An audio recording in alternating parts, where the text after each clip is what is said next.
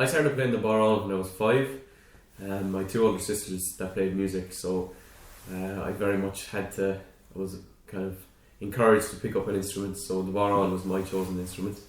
And that was it, yeah. I remember it was a bodhrán player I saw in the stall at the 95 I learned a flat, and his name was Neil Lyons, and I remember him playing in the session. I just was completely inspired by what he was doing, and really liked the sound of the bodhrán. So following month I managed to get my hands in the bodhrán, and it all went from there.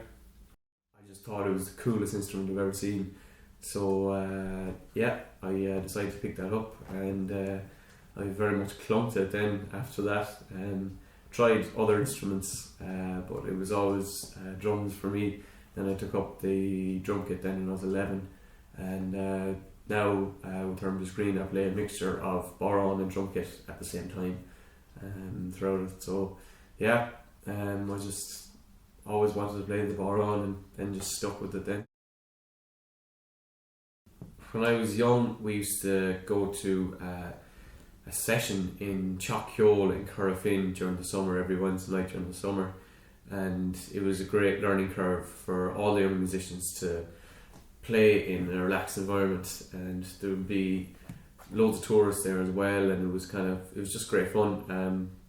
My earliest memory used to be going to those and having my bodhrán with me and sitting on the edge of the stage when the older ones were playing, and just kind of tipping along in time, kind of matching the foot tap of all the musicians, just keep nice and quiet and just keep time and hold down the beat.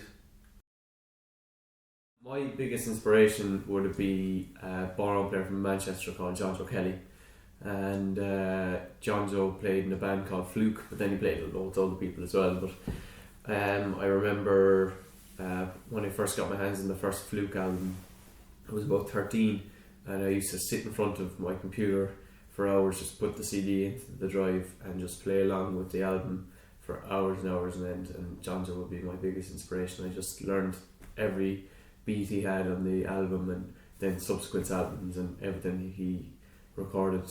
I just learned it inside out, and he was my biggest inspiration, and still is. I think a lot of people have different moments. A lot of professional musicians will say that they heard maybe a recording and they just knew that it was what they wanted to do. I think it would be very much the same for me.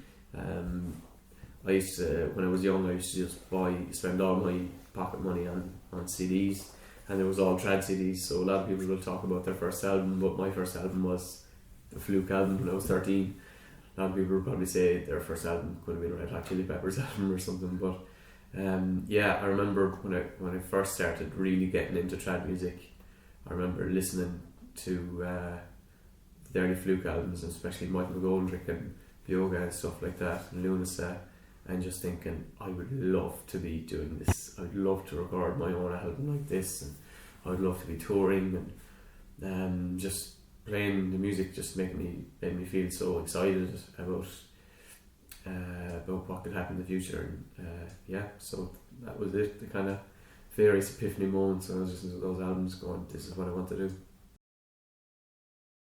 I was lucky enough, I got in, my buddy Lisa Canny, she's a banjo player and harp player, the band asked her did she know any bodhrán players / percussionists, so she recommended me. So Dara Graham, the gentleman player from the band, gave me a call, and I slotted in for a couple of gigs as a sub when Felix Jones, the original bodhrán player, broke his leg. So it kind of went from there, and I just kept subbing until I was kind of playing in the band, because Felix couldn't commit to the band anymore, and we kind of started getting more busier as it went on, and so I just kind of glided into the band that way really, and the rest is history so far.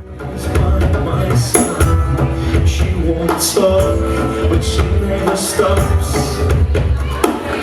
My Ashley, she turns the screw and allows me to think it's never gonna loose. We push her away, don't want her to leave.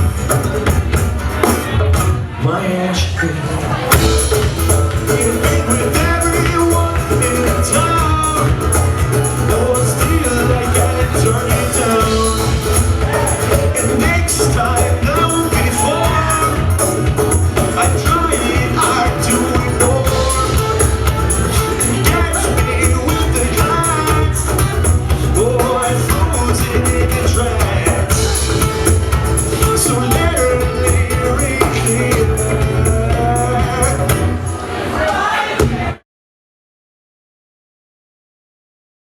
Favourite Clare hurler would probably have been Colin Lynch. Conn Lynch.